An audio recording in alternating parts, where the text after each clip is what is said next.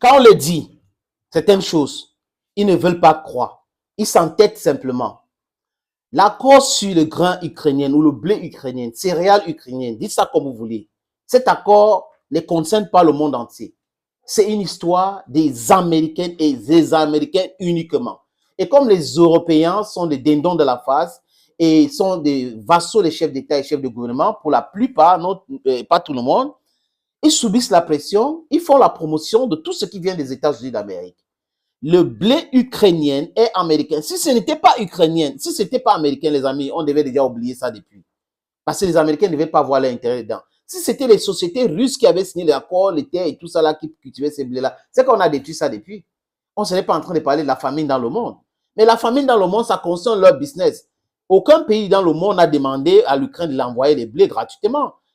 On achetait plutôt. Et il y a des pays qui envoient, qui produisent ce blé-là. Donc, que les gens arrêtent d'utiliser le monde, la famine, l'Afrique va souffrir, l'Afrique va ceci, quand ça les arrange. Aujourd'hui, Vladimir Poutine a annoncé clairement, les amis, 25 à 50 000 tonnes de blé sera envoyé à titre gratuit aux pays Zimbabwe, le Mali, le Burkina Faso, la République centrafricaine, l'Érythrée, et j'en passe. Alors qu'on était en train de parler d'envoyer ces grains-là pour la vente dans ces différents pays. Et ils ont pris ça, comme c'est la plus-value, le marché européen, ils ont vendu ça en Europe.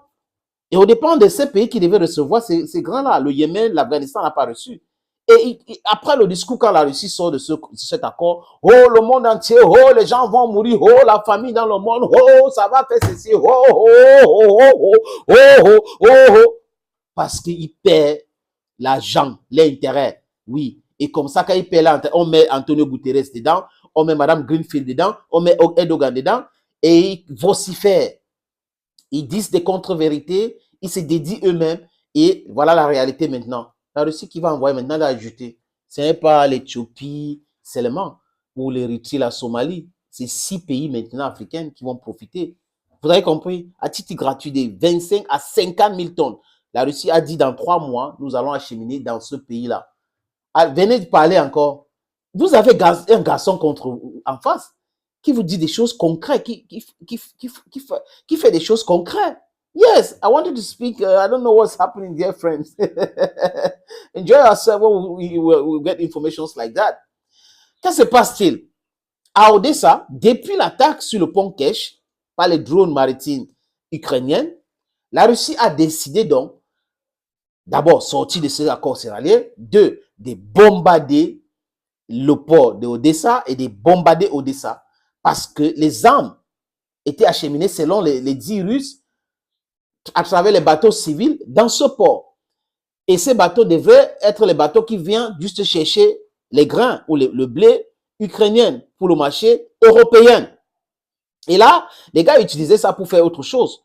N'est-ce pas, les amis? Pour mettre les armes et tout ça là et envoyer. Et la Russie a dit, s'il y a un seul bateau qui traverse pour aller vers le port de Mykolaiv ou d'Odessa, on va considérer ce bateau, civil ou pas, comme un bateau qui transporte des cargaisons militaires. Et nous allons détruire ce bateau. Et ils ont vu que les Russes tirent à boulet. C'est-à-dire que ce n'est pas de la violence à ce niveau-là.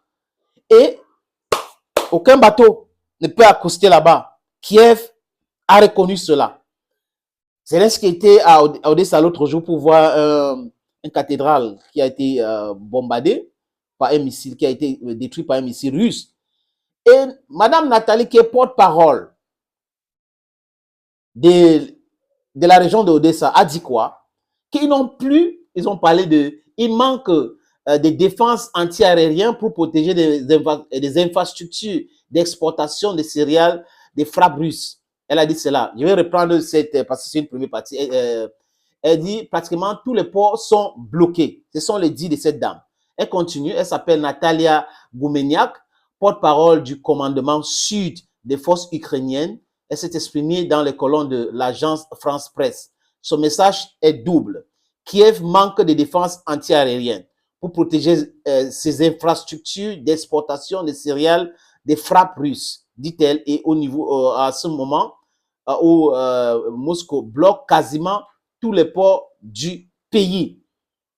Voilà ce qu'elle a déclaré à l'agence France Presse, chers amis, chers frères. C'est clair. que l'Ukraine est en train de souffrir aujourd'hui.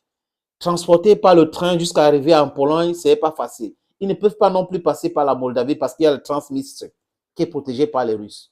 Donc, ça rend l'affaire très compliquée, complexifiée pour gérer.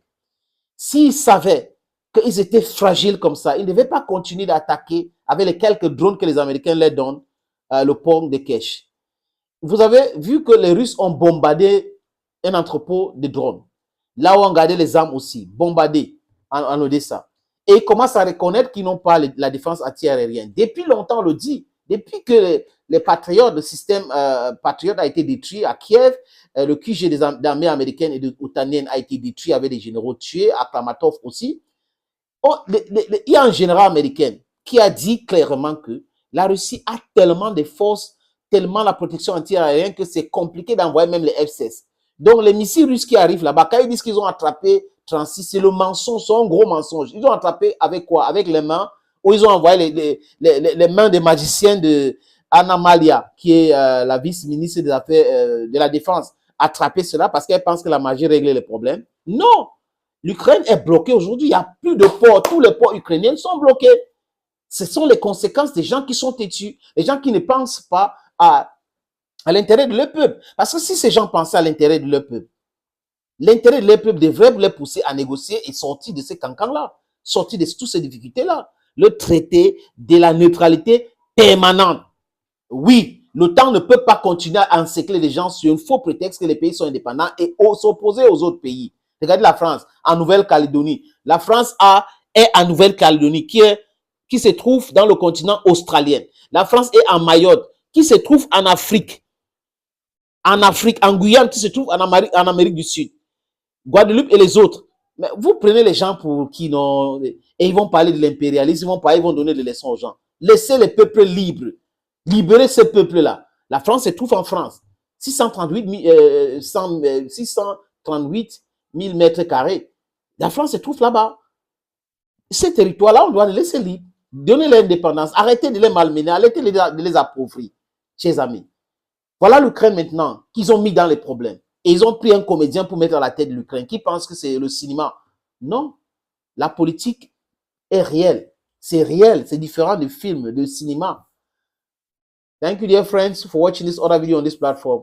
I salute all of you. We are humbled that you watch videos on this platform. Bye-bye for now.